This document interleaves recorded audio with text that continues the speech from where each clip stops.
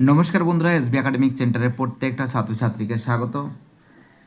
আজকে আমি মাধ্যমিকের ভূগোল সলভ করাচ্ছি। তো দেখতেই পাচ্ছ ছায়া প্রকাশনীর ভূগোল ও পরিবেশ, দুলাল দাস ও চন্দন সুরভি দাস। তো দেখো এই বইটা দুলাল দাস ও চন্দন সুরভি দাসের এই বইটা সলভের জন্য প্রচুর ছাত্রছাত্রী রিকোয়েস্ট করেছে। 2026 সালের একদম নতুন পাবলিশড বই আছে।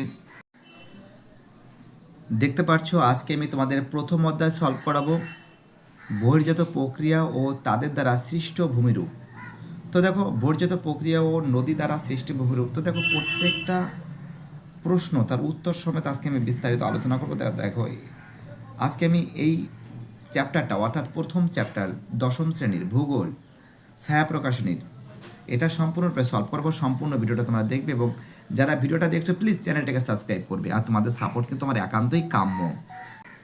পুরো পাবলিশড হয়েছে। প্রথম প্রশ্ন দেখো, ফাটাফাট করে সলভ করেছি। যে প্রক্রিয়ায় বিভিন্ন প্রাকৃতিক শক্তি ভূপৃষ্ঠের উপরে কাজ করে ভূমিরূপের পরিবর্তন ঘটায় তাকে বলা হয় বহির্জাত প্রক্রিয়া। দুই দাগের প্রশ্ন, লবণযুক্ত শিলাস্তরের উপর নদীর প্রধান ক্ষয় প্রক্রিয়াটি হবে অ্যান্সার হবে দ্রবণ ক্ষয়। কী হবে? অ্যান্সার হবে দ্রবণ ক্ষয় হবে। ঠিক আছে, খুব সুন্দর করে সলভ করে দিচ্ছি। পরের প্রশ্ন কি বলেছে? নেক্সট প্রশ্ন বলেছে আমাদের শুষ্ক অঞ্চলে গিরিখাতকে বলা হয় ক্যানিয়ন বলা হয়। পরের প্রশ্ন, পাখির পায়ের মতন আকৃতি বদ্বীপ গঠিত হয়েছে অ্যান্সার হবে মিসিসিপি মিসৌরির মোহনায়। ঠিক আছে, পাখির পায়ের মতন আকৃতির বদ্বীপ গঠিত হয়েছে মিসিসিপি মিসৌরি নদীর মোহনায়। ঠিক আছে, 5 দাগের প্রশ্ন, পার্বত্য হিমবাহের পৃষ্ঠদেশে সৃষ্ট গভীর ফাটলগুলিকে কী বলে? পার্বত্য হিমবাহের পৃষ্ঠদেশে গভীর ফাটলগুলিকে কী বলে? ক্রেভাস বলে। কী বলে? ক্রেভাস বলে। পরে এটা কী হবে? ক্রেভাস বলে। 6 দাগের প্রশ্ন, সমপ্রায় ভূমিতে কঠিন শিলা গঠিত কিছু অনুচ্চ পাহাড় অবশিষ্টাংশ ভূমিরূপ হিসাবে থেকে যায় তাকে কি বলে? ইনসেলবার্জ বলে। কি বলে? ইনসেলবার্জ বলে। 7 দাগের প্রশ্ন, দুটি নদী অববাহিকার মধ্যবর্তী উচ্চভূমিকে বলে জলবিভাজিকা। কি বলে? জলবিভাজিকা বলা হয়। 8 দাগের প্রশ্ন, তির্যক বালিয়াড়িকে বলে? অ্যান্সার হবে বারখান। অ্যান্সার কি? বারখান বলে। দেখতে পাচ্ছ সুন্দর করে সলভ করে দিচ্ছি। এবার দেখো পরের প্রশ্ন কি বলেছে? 9 দাগের প্রশ্নে, হিমবাহ সৃষ্ট হ্রদ হলে অ্যান্সার হবে কোরি হ্রদ। অ্যান্সার কি হবে? কোরি হ্রদ হবে। তো দেখতে পাচ্ছ সুন্দর করে সলভ করে দিচ্ছি। পরের যে প্রশ্ন আছে ফটাফট করে সলভ করে দিচ্ছি। দেখতে পাচ্ছ পরের প্রশ্ন বলেছে বিভিন্ন ধরনের বহির্জাত শক্তির দ্বারা ভূমিভাগের সমতলীকরণ ঘটলে তাকে কী বলে? পর্যায়ন বলে। তাকে কী বলে? পর্যায়ন বলে। 2 দাগের প্রশ্ন, পৃথিবীর দীর্ঘতম হিমবাহ আন্টার্কটিকার অ্যান্সার হবে কী হবে? ল্যাম্বার্ট হবে। অ্যান্সার কী হবে? ল্যাম্বার্ট হবে। পরের প্রশ্ন, মরু অঞ্চলে বায়ুর ক্ষয়কার্যের ফলে মরুদ্যান সৃষ্টি হয়। কী হবে? ক্ষয়কার্য হবে। 4 দাগের প্রশ্ন, সাহারা মরুভূমি শিলাগঠিত সমভূমিকে কী বলে? তো দেখো এই যে প্রশ্ন অ্যান্সার হবে এর এর অ্যান্সার হবে, তো দেখো এর অ্যান্সার হবে কিন্তু বিজলোম বলে। সাহারা মরুভূমি শিলা গঠিত সমভূমিকে বলে বিজলোম বলে। পরের প্রশ্ন বলেছে 5 দাগ বেশি, নদী গর্ভে অবঘর্ষ প্রক্রিয়ায় সৃষ্ট গর্তগুলিকে কী বলে? অ্যান্সার হবে মন্থকূপ বলে। কি বলে? অ্যান্সার হবে মন্থকূপ। চলো পরের প্রশ্ন কি বলেছে দেখা যাক ফাটাফাট করে। তো দেখো পরের যে প্রশ্ন বলেছে আমরা সলভ করেছি। নেক্সট প্রশ্ন, জলপ্রপাত পাদদেশে মন্থকূপ সৃষ্টি হয়, এটা ভুল আছে। 2-1টা ঠিক আছে। গঙ্গা নদী একটি আদর্শ নদী, এটা ঠিক আছে। আদর্শ নদী কাকে বলে? যার উচ্চগতি, মধ্যগতি, নিম্নগতি 3টে গতি লক্ষ্য করা যাচ্ছে। 3 দাগের প্রশ্ন, সমুদ্র ভাসমান বরফ স্তূপকে বলে হিমশৈল বলে, এটাও ঠিক আছে। ভারতের বৃহত্তম হিমবাহ আসলে সিয়াচেন, এটাও ঠিক আছে। বায়ুর ক্ষয়কার্যের ফলে গঠিত সৃষ্ট শৈলশিলাকে আবদ্ধ শৈলশিলা বলে, এটা ভুল আছে। তোমরা জাস্ট যেটা সত্য সেটাকে সত্য লিখবে, যেটাকে মিথ্যা সেটাকে মিথ্যা লিখবে। জাস্ট আমি এরকম কেটে দিয়েছি, ঠিক আছে। দেখো পিরামিড শৃঙ্গ হবে অ্যান্সার হবে ম্যাটারহর্ন হবে। সিয়াচেন হবে আসলে ভারতের বৃহত্তম হিমবাহ হবে। নুনাটক্স হবে আসলে আমাদের বরফ মুক্ত পর্বত শিখর। ঝুলন্ত উপত্যকা হবে জলপ্রপাত। ঠিক আছে, দেখো এইবার দেখো এই প্রশ্নগুলো ফটাফট করে সলভ করে দিচ্ছি। দুটি একটি শব্দে উত্তর দাও। যে উচ্চভূমি দুটি নদী ব্যবস্থাকে পৃথক করে তার নাম কি? অ্যান্সার হবে জলয় বিভাজিকা। কি লিখবে? জলয় বিভাজিকা। 2 দাগের প্রশ্ন, পৃথিবীর বৃহত্তম উপত্যকা হিমবাহের নাম কি? অ্যান্সার হবে আলাস্কার হুবার্ট। অ্যান্সার হবে আলাস্কার হুবার্ট। 3 দাগের প্রশ্ন, নদী বাঁকের কোন দিকে ক্ষয় বেশি হয়? অ্যান্সার হবে অবতল দিকে। কোন দিকে? অবতল দিকে। 4 দেখে প্রশ্ন, বায়ু প্রবাহের সমান্তরালে সৃষ্ট বালিয়াড়ি নাম কি? অ্যান্সার হবে সিপ বালিয়াড়ি। অ্যান্সার কি হবে? সিপ বালিয়াড়ি। ঠিক আছে, এবার দেখো এই প্রশ্নগুলো তোমাদের পেজ নম্বর সমেত দেখিয়ে দিচ্ছি। প্রথম প্রশ্ন বলেছে পর্যায়নের সংজ্ঞা দাও। দেখো পর্যায়নের যে সংজ্ঞা দাও এটা কিন্তু আছে আমাদের পেজ নম্বর কততে আছে? পেজ নম্বর 1-এ আছে, তোমাদের আমি দেখাচ্ছি। ওকে, তো দেখতে পাচ্ছ পেজ নম্বর 1, ঠিক আছে, 1 নম্বর পেজ আছে। পর্যায়নের সংজ্ঞা দাও, তোমাদের অ্যান্সারটা বের করে দিচ্ছি। এই যে তোমরা এখান থেকে শুরু করে এতটা লিখবে।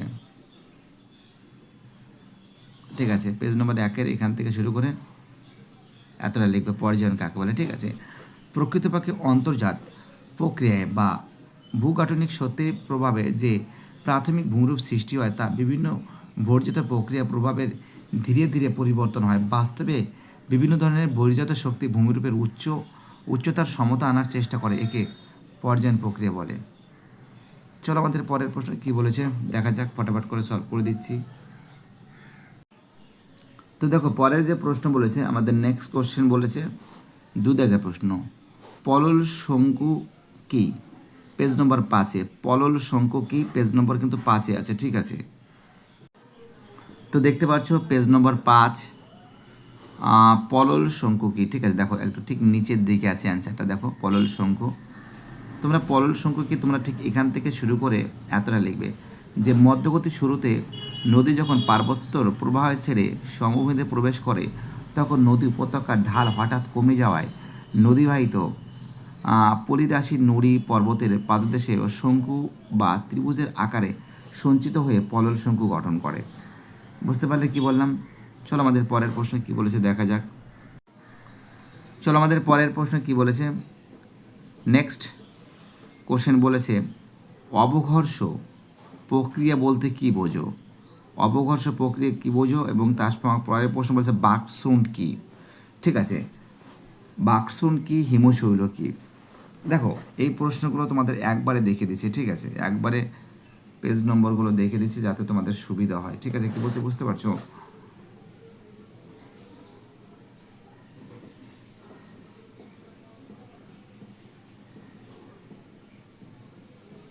একবার তোমাদের দেখে দিচ্ছি আমি।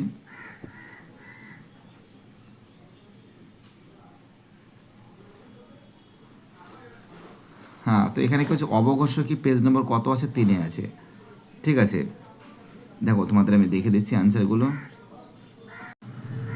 তো দেখো অবঘর্ষ কি, দেখো অবঘর্ষ তোমরা এখান থেকে লিখবে, ঠিক এখান থেকে লিখে এতটা লিখবে যে নদীবাহিত শিলাখণ্ডের সঙ্গে নদী খাত ও নদী পাড়ের ঘর্ষণে নদীর তলদেশে ও পার্শ্বদেশ দ্রুত ক্ষয়প্রাপ্ত হয় বা যাকে ক্ষয় পায় তাকে অবঘর্ষ বলে। ঠিক আছে, তোমরা এখান থেকে শুরু করে এতটা লিখবে। ওকে, চলো আমাদের পরের প্রশ্ন কি বলেছে দেখা যাক। তো দেখো আমাদের পরের প্রশ্ন বলেছে বার্কসুন্ড কি? দেখো আমাদের 4 দাগের প্রশ্ন বলেছে বার্কসুন্ড কি? তো দেখো পেজ নম্বর 10-এ আছে, এই দেখতে পাচ্ছ পেজ নম্বর 10-এ বার্কসুন্ডটা এই যে দেখাচ্ছি তোমাদের, দাঁড়াও। তোমরা যেটা লিখবে যে যে উঁচু পর্বত গাত্র থেকে ঢাল বরাবর হিমবাহ নিচে নামার সময় বরফাবৃত পাহাড়ের গা ও হিমবাহের মধ্যে সবচেয়ে বড় ফাটলের সৃষ্টি হয়, একে বাকসুন্ড বলে। যেমন মাউন্ট এভারেস্ট অঞ্চলে অসংখ্য বাকসুন্ড দেখা যায়, পরীক্ষার সময় দিতে পারে বাকসুন্ড কোথায় দেখা যায়। এটা কিন্তু 4 নম্বরের প্রশ্ন। ঠিক আছে, আমি একবারে তোমাদের অ্যান্সারগুলো বলে দিচ্ছি ফটাফট করে। তো দেখো তারপরে আর একটা প্রশ্ন বলেছে যে হিমশৈল কি? তো দেখো এটা কিন্তু পেজ নম্বর 10-এ আছে। ঠিক আছে, পেজ নম্বর দেখতে পাচ্ছ 10 নম্বর পেজে আছে হিমশৈল কি। এটা কিন্তু কোশ্চেন নম্বর কিন্তু 5, কোশ্চেন নম্বর কি আছে 5 নম্বরের প্রশ্নে হিমশৈল কি, দেখো এখান থেকে সে লিখবে সমুদ্রে ভাসমান বিশাল বরফের পিণ্ডকে হিমশৈল বলে। ঠিক আছে, এখান থেকে এতটা লিখবে। ওকে, চলো তারপরে প্রশ্ন বলেছে 6 দাগের প্রশ্ন তির্যক বালিয়াড়ি কাকে বলে? পেজ নম্বর 17, পেজ নম্বর 17 বলেছে তো দেখতে পাচ্ছ পেজ নম্বর 17 তির্যক বালিয়াড়ি কাকে বলে, তোমাদের সেটা অ্যান্সারটা দেখাচ্ছি। এই যে তির্যক বালিয়াড়ি, দেখে নাও অ্যান্সারটা, দেখে নাও তির্যক বালিয়াড়ি কাকে বলে। এখান থেকে শুরু করে এতটা লিখবে, এখান থেকে শুরু করে এতটা লিখবে তির্যক বালিয়াড়ি। ঠিক আছে, যে বায়ুপ্রবাহের সাথে আড়াআড়ি গড়ে ওঠা বালিয়াড়িকে তির্যক বালিয়াড়ি বলে। তোমরা এখান থেকে শুরু করে এতটা লিখলেও হয়ে যাবে। এটা কিন্তু পেজ নম্বর 17, কোশ্চেন নম্বর কিন্তু কত নম্বর কোশ্চেন? কোশ্চেন নম্বর কিন্তু 6 নম্বর প্রশ্ন, 6 নম্বর প্রশ্ন। ঠিক আছে, চলো আমাদের পরের প্রশ্ন কী বলেছে দেখা যাক। দেখো পরের যে প্রশ্নগুলো আছে, পরের প্রশ্নগুলো তোমাদের সামনে আমি তুলে ধরছি ফটাফট করে।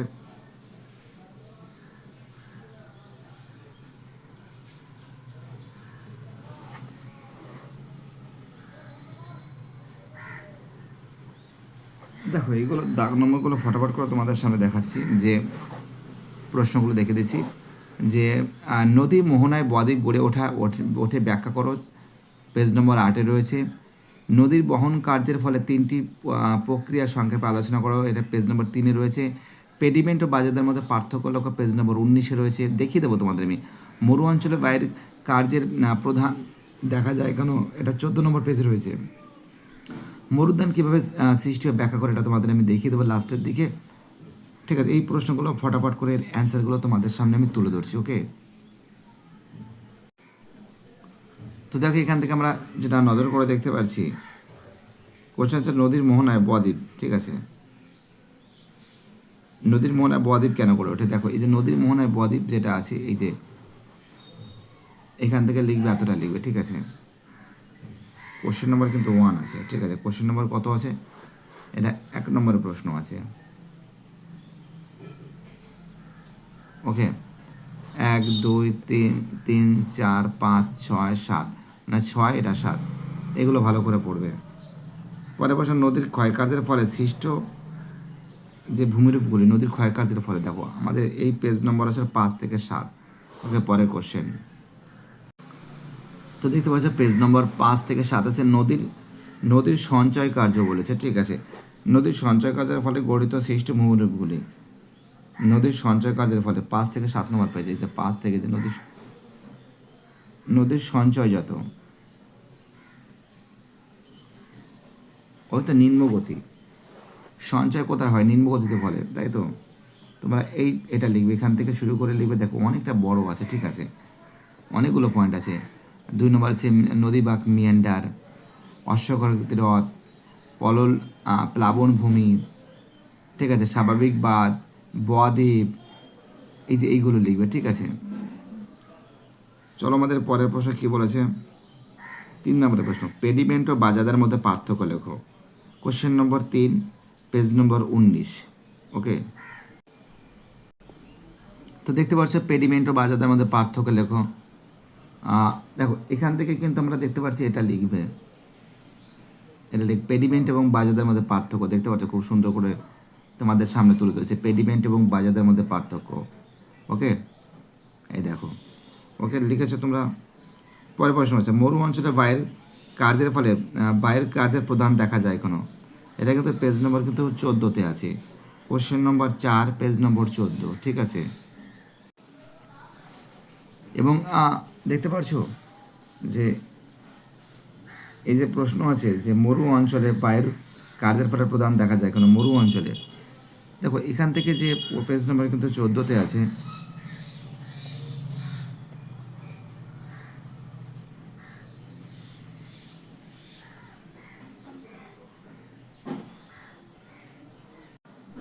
দেখো তোমরা এটা লিখবে। ঠিক আছে, 1 নম্বর, 2 নম্বর, 3 নম্বর, 4 নম্বর, 5 নম্বর। ঠিক আছে, এটা কিন্তু 4 দাগের প্রশ্ন, 4 দাগের প্রশ্ন। দেখো একটা প্রশ্ন আছে, মরুদ্যান কিভাবে সৃষ্টি হয় তার ব্যাখ্যা করো। ঠিক আছে, এর অ্যান্সারটা তোমাদের আমি দেখে দিচ্ছি।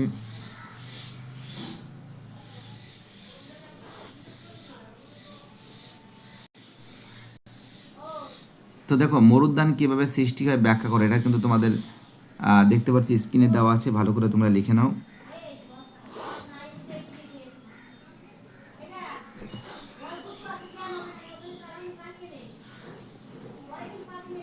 পরের প্রশ্ন, নদীর ক্ষয়কার্যের ফলে সৃষ্টি ভূমিরূপগুলি চিত্রসহ বর্ণনা করো, 4 থেকে 5 নম্বর পেজ আছে, আমি একবারে দেখিয়ে দিচ্ছি। 2 দাগের প্রশ্ন, নদীর সঞ্চয় কাজের ফলে সৃষ্টি ভূমিরূপগুলি আলোচনা করো, পেজ নম্বর 5 থেকে 7-এ আছে।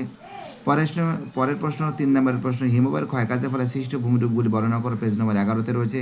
4 দাগের প্রশ্ন, বায়ুর ক্ষয়কার্যের ফলে সৃষ্ট গঠিত ভূমিরূপগুলি সংক্ষিপ্ত বিবরণ দাও, পেজ নম্বর 16-তে রয়েছে। 5 দাগের প্রশ্ন, উদাহরণসহ চিত্র সহযোগে বায়ুর সঞ্চয়জাত ভূমিরূপগুলি বর্ণনা করো, পেজ নম্বর 17তে রয়েছে। আর শুষ্ক অঞ্চলে বায়ু ও জল দ্বারা মিলিত ক্ষয়কার্যের ফলে গঠিত ভূমিরূপ 18 থেকে 19 নম্বর পেজে রয়েছে। তো দেখো এর অ্যান্সারগুলো তোমাদের সামনে আমি তুলে দিচ্ছি। প্রথম প্রশ্ন কত হচ্ছে, 4 নম্বর থেকে 5 নম্বরে আছে, ঠিক আছে, পেজে। তো দেখতে পাচ্ছ নদীর ক্ষয়কার্যের ফলে তোমরা এখান থেকে শুরু করবে, দেখাচ্ছি তোমাদের আমি। তোমরা এখান থেকে শুরু করবে, 1 নম্বর, 2 নম্বর, ঠিক আছে, ওকে, 3 নম্বর পয়েন্ট এটা লিখবে। দেখো ছোটো ছোটো করে লিখবে, কিন্তু ছবি কিন্তু অবশ্যই দেবে। তারপরে 4 নম্বর পয়েন্ট লিখবে, 5 নম্বর, 6 নম্বর, 7 নম্বর, ব্যাস অতটা লিখতে হবে, 3-4টে পয়েন্ট লিখতে হয়।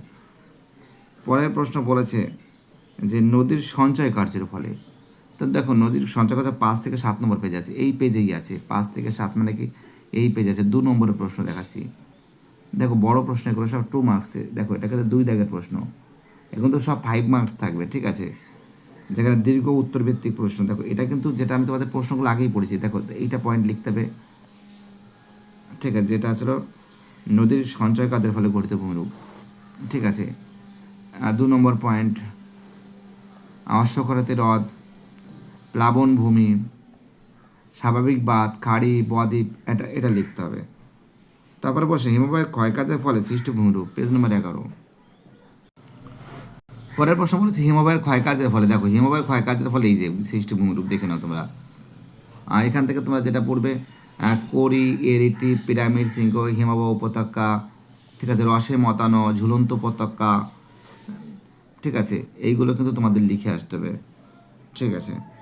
এটা কিন্তু তোমাদের এটা কিন্তু 3 দাগের প্রশ্ন, ঠিক আছে, 3 দাগের প্রশ্ন, দীর্ঘ উত্তর ভিত্তিকের।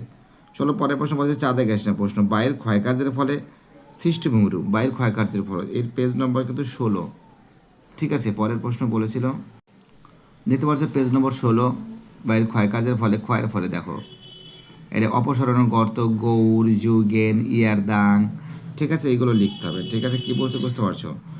পরের প্রশ্ন বলেছে যে এটা কিন্তু 4 দাগের প্রশ্ন, ঠিক আছে, দীর্ঘ উত্তর ভিত্তিক, দীর্ঘ প্রশ্ন ভিত্তিক যেটা সেটা 4 দাগের প্রশ্ন। দেখো আমাদের পরের প্রশ্ন বলেছে উদাহরণ সহযোগে বায়ুর সঞ্চয়জাত পর্বে, সঞ্চয়যাত্রা আসলে পেজ নম্বর 17তে আছে, পেজ নম্বর সঞ্চয়যাত্রা পেজ নম্বর 17তে আছে, তোমাদের দেখাচ্ছি। এই যে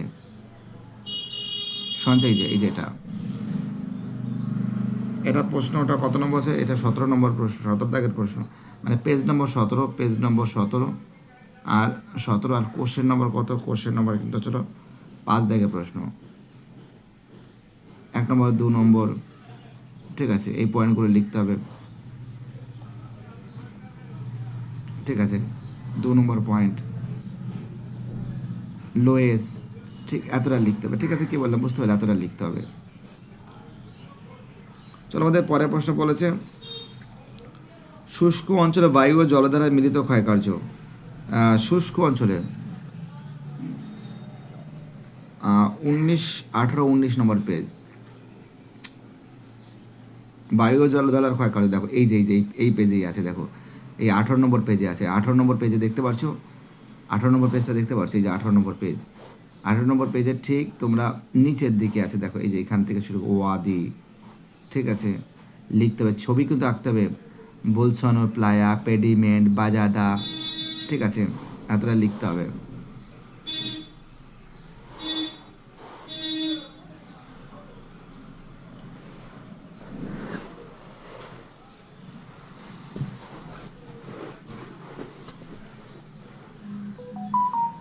তো দেখতে পাচ্ছ সুন্দর করে তোমাদের সামনে কিন্তু তুলে ধরেছি আমি।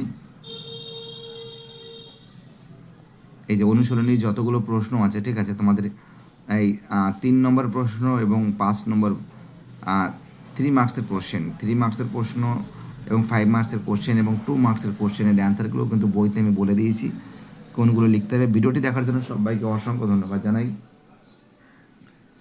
যারা এতটা সাপোর্ট দিচ্ছে, যারা এতটা চ্যানেলটাকে এগিয়ে নিয়ে যেতে সাহায্য করছে, তাদের আমি অসংখ্য ধন্যবাদ জানাই। বাই, টাটা, সবাই ভালো থাকবে।